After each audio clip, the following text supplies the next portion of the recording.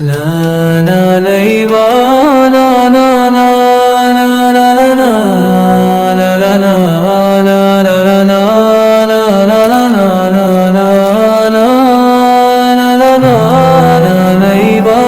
لا. کون کہتا ہے کہ معجزے نہیں ہوتے؟ معجزے آج بھی ہوتے ہیں، لیکن معجزے انہی لوگوں کے ساتھ ہوتے ہیں جو اللہ تعالیٰ پر بھروسہ رکھتے ہیں، جن کا بھروسہ اللہ تعالیٰ پر مضبوط ہوتا ہے، جو مشکل کے بعد بھی صبر کرتے ہیں اور اسی امید میں کہ ایک دن معجزہ ان کی زندگی میں بھی ضرور ہوگا، اور کبھی امید کا دامن چھوڑتے نہیں ہیں۔ لوگ سچ کہتے ہیں کہ اللہ سے امید معجزوں تک لے کر ہی آتی ہے۔ ایک بہن کی زندگی میں ایسا ہی کچھ معجزہ ہوا ہے، جنہوں نے مجھ سے اپنی سٹوری، اپنی میریکل سٹوری، اپنا ایکسپیرینس سورہ رحمان سے ریلیٹڈ شیئر کیا ہے کہ کس طریقے سے وہ اندھیروں سے نکل کے روشنی کے سفر میں آئی ہیں، اور اللہ تعالیٰ نے انہیں کتنی بڑی پریشانی مشکل سے نکال کر جو ہے نا ان کی زندگی کو آسان بنا دیا۔ اس بہن نے مجھے انسٹاگرام پر جو ہے 1 مہینے پہلے اپنی میریکل سٹوری شیئر کی تھی، لیکن میرے پاس اتنی سارا سٹوریز ہوتی ہیں کہ میں جو ہے نا سب کی ایک ساتھ شیئر نہیں کر سکتی،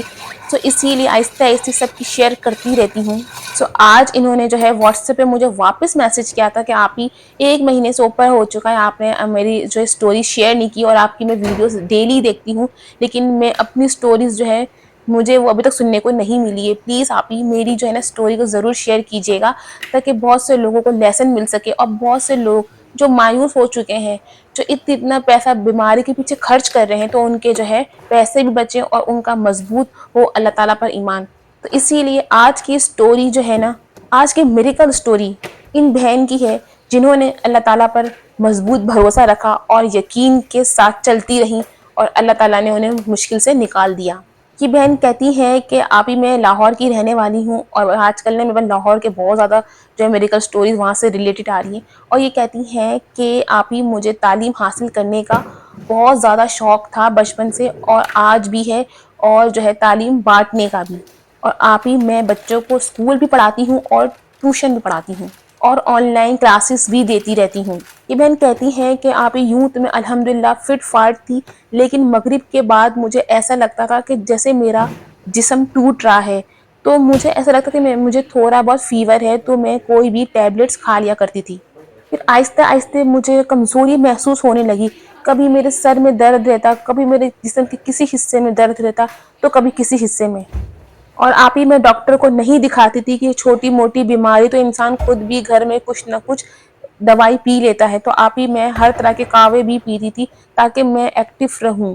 پھر آپ ہی ایک دن میں اسکول جانے کے لیے ریڈی ہو رہی تھی، اور میں نہا کے نکلی، تو جب میں بالوں کو سلجھانے لگی، کام کرنے لگی، اور میں شیشے کے سامنے بال بنا رہی تھی، تو آپ ہی کام میں میرے اتنے بال آ گئے تھے کہ اس سے پہلے میں نے کبھی بھی اتنے بال جھڑتے ہوئے اپنے نہیں دیکھے تھے۔ پھر آپ ہی میں یہ سمجھتی تھی کہ شاید میرا جو ہے شیمپو وہ میرے بالوں کو توڑ رہا ہے، آپ ہی میں نے آئل بھی چینج کرا اور میں نے شیمپو بھی چینج کر دیا۔ پھر 1 مہینے کے بعد میں نے محسوس کرا کہ جو میرے بال پہلے گر رہے تھے اب اس سے زیادہ جھڑنے شروع ہو گئے، تب کہ میں نے ڈاکٹر سے پوچھ کے وہ شیمپو ڈاکٹر کے ریکمینڈ پر میں نے لیا تھا۔ پھر آپ ہی مجھے یوں محسوس ہونے لگا کہ جیسے مجھے کوئی وٹامن کی کمی ہو گئی ہے،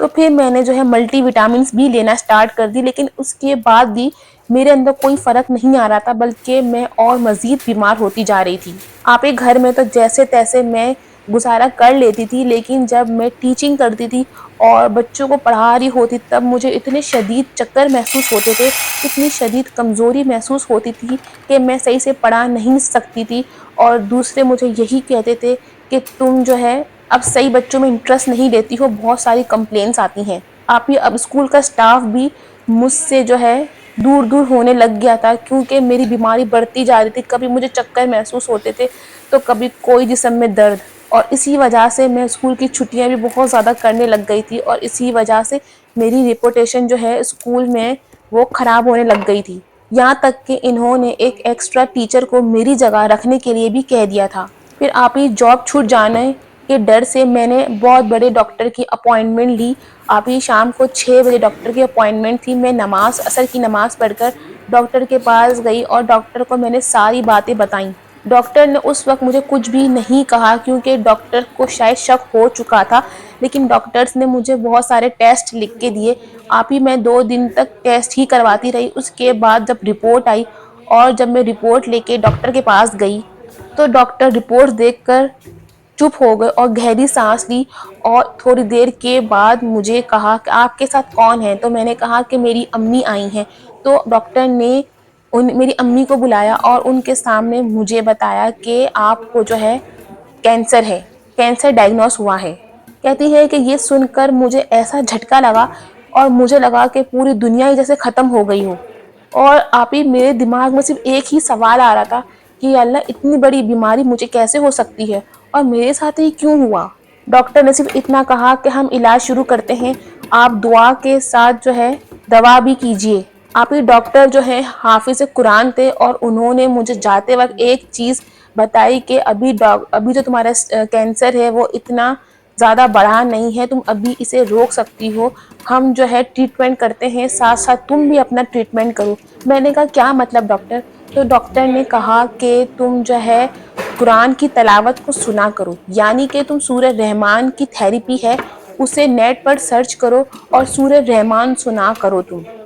ابھی اس دن سے میں نے گھر آ کر فیصلہ کر لیا کہ میں سورہ رحمان سنوں گی اور اسے پانی پر دم کر کے بھی پیوں گی، کیونکہ وہ جو ڈاکٹر تھے وہ حافظ قرآن بھی تھے اور انہوں نے ہی مجھے یہ کہا تھا کہ تم جب قرآن کی تلاوت یعنی کہ سورہ رحمان سن لو تو وہ تم پانی پر دم کر کے پینا۔ کہتی ہیں کہ میں نے کیمو تھیریپی اور ڈاکٹر کی تمام ہدایت پر عمل کرنا سٹارٹ کر دیا، ساتھ ساتھ میں روزانہ دل سے اور نیت کے ساتھ نیت کر کے سورہ رحمان سنتی تھی اور اللہ تعالیٰ سے خوب دعائیں کرتی تھی۔ کہتی تھی کہ یا اللہ شفا صرف تیرے ہاتھ میں ہے۔ ایک روز جب میں سورہ رحمان میں یہ آیت آئی فَبِأَيِّ آلَاءِ رَبِّكُمَا تُكَذِّبَانِ، کہتی ہے کہ یہ جو آیت تھی اس نے مجھے سوچنے پہ مجبور کر دیا تھا کہ اللہ تعالیٰ تو نے ہمیں کتنی نعمتیں دی ہیں اور ہم تیری ہر نعمت کو جھٹلاتے رہتے ہیں۔ اور میں نے اللہ تعالیٰ کا ہر چیز میں شکر ادا کرنا سٹارٹ کر دیا۔ پھر آہستہ آہستہ مجھے اپنا بوجھ ہلکا لگنے لگا، یہ جو بیماری کا سفر تھا نا یہ مجھے آسان لگنے لگا، اور اب جو میرے جسم میں کمزوری ہوتی تھی وہ بھی نہیں محسوس ہوتی تھی مجھے۔ اب میں اسکول بھی باقاعدگی سے جا رہی تھی اور بچوں کو اچھے سے پڑھاتی بھی تھی، اور یہاں تک کہ پہلے مجھے جو چڑچڑاپن محسوس ہوتا تھا بیماری کی وجہ سے اب وہ نہیں ہوتا تھا، بلکہ میں کھلکھلا کے بچوں کے ساتھ جو ہے باتیں بھی کرتی تھی اور بچوں کے ساتھ تھوڑا بہت کھیلتی بھی تھی، پڑھائی کے ساتھ ساتھ میں بچوں کو تھوڑا بہت انٹرٹین بھی کرواتی تھی تاکہ وہ بور نہ ہو جائیں۔ اور آپ ہی جو میری امید کھو گئی تھی نا وہ مجھے امید واپس نظر آتی ہوئی دکھ رہی تھی۔ کہتے ہیں کہ 3 مہینے کے بعد ڈاکٹر نے مجھے واپس ٹیسٹ کے لیے بلایا، اور جب واپس سے رپورٹ آئی ہے تو ڈاکٹر نے رپورٹ دیکھی اور پھر سے میری امی کو اندر بلایا اور کہا کہ جو ہم نے ٹیسٹ کرے تھے اس کا ٹریٹمنٹ کا جو رسپانس ہے وہ اب اچھا نظر آ رہا ہے، یعنی کہ بہت جلد جو ہے اس کا کینسر ختم ہو جائے گا۔ اور یہ سنتے ہی میری آنکھ میں آنسو آ گئے، اور یہ آنسو جو شکر کے تھے اور جو میں نے اللہ تعالیٰ سے امید لگائی تھی اس کے تھے۔ اور ایسے ہی میں سورہ رحمان سنتی رہی اور ٹریٹمنٹ بھی میرا چلتا رہا۔